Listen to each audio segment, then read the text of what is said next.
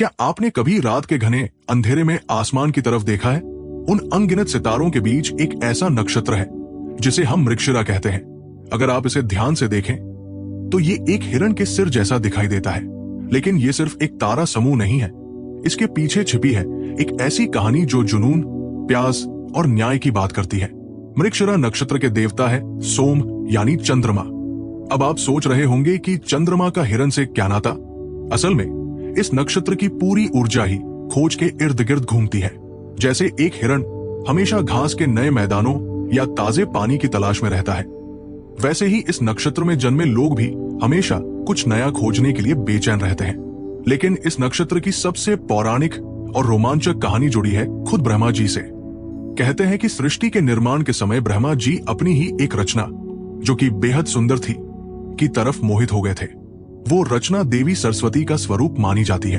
जब वो उनसे बचने के लिए एक हिरणी का रूप धारण कर आकाश की ओर भागी, तो ब्रह्मा जी भी मृग यानी हिरण बनकर उनके पीछे हो लिए।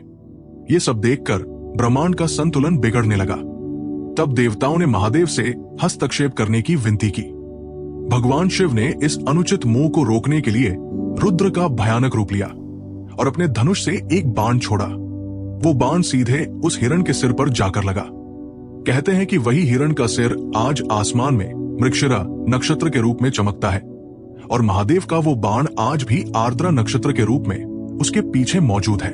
यही वजह है कि मृगशिरा नक्षत्र का प्रतीक हिरण का सिर है।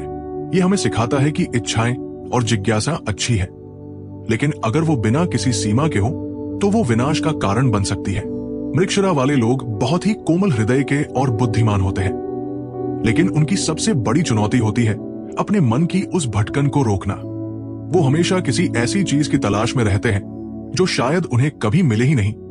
ठीक उस कस्तूरी मृग की तरह, जिसके पास खुशबू तो अपनी ही होती है, लेकिन वो उसे पूरी दुनिया में ढूंढता फिरता है। तो अगली बार जब आप रात को आसमान देखें और आपको वो चमकता हुआ हिरण दिखाई दे, तो याद रखिएगा कि ये नक्षत्र हमें अपनी भीतर की अंतहीन खोज और शांति के बीच संतुलन बनाने की याद दिलाता है।